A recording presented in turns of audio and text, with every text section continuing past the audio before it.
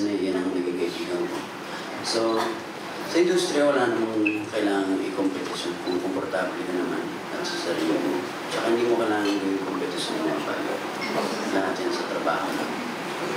So hindi ka natatakot na darating time na parang magsasawa ang tao sa kung anong ginagawa mo? Or what do you do to improve yourself? Siyempre unang normal lang nagsasawa ko.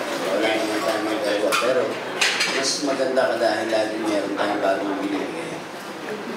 At ako naman hindi man ako mapayag ng puro pare-pareho ng ginagawa. Gusto ko lagi may bago. So, yun lang. Like, ano yung mga bago? Lahat. In terms of acting, lahat. Yung sa pagpipilit sa pagkanta sa akin, di ba? So may pilitan ba? Ginagalingan ko din kunwari doon. Pero dito sa album na to talagang iba to sa lahat ng album ko. Dito sa album mo, Daniel, last question ko na. Anong song pwede mo dedicate kay Catherine?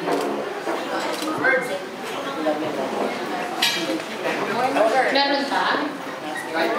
Pwede. Morning Girl. Morning Girl. Bakit Morning Girl? Mas maganda ba siya sa morning? Ano? Okay, pakinggan mo na lang. Bakit? Ando na yun. Ando na yun. Okay, thank you, DJ. Thank you at maraming salamat. Next question po, sino pong magtatanong, mga ma'am, sir? Ayun, ma'am, meron po tayong tanong doon kay ate.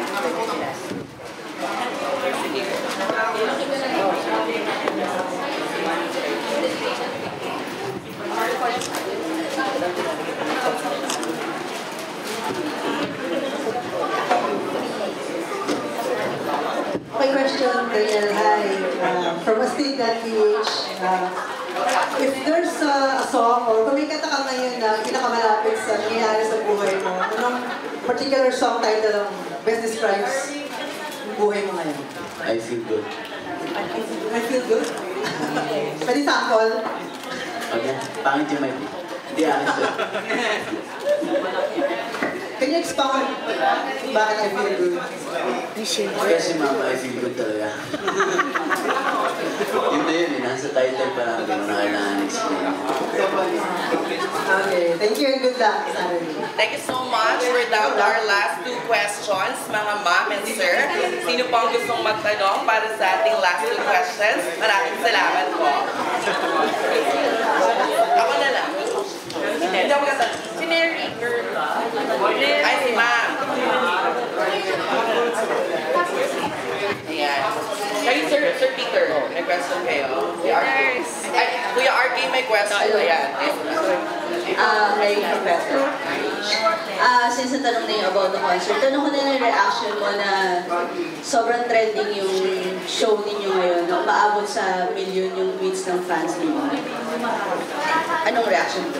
Ako, sobrang happy dahil din kasi nangyari naman hindi pa wala naman kami. Sobra akong honored na nakasama ko sila Miss Jody, Miss Angelica, so si Tito Ian, dahil sila yan, sa Tito Bernard, diba? Dahil nagustuhan ng tao dahil sa mga pinakita ng mga eksena yung isang araw tsaka kahapon.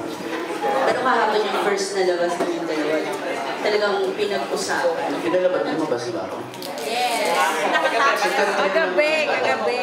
Kagabi. Yung palsa. Ano mo, sabi mo na talaga inabangan ng Kanyel fans? Siyempre halang dahil tagal din nalang inabangan. So, tagal namin nawala sa TV, diba? So, sobrang happy at ito na naman kami.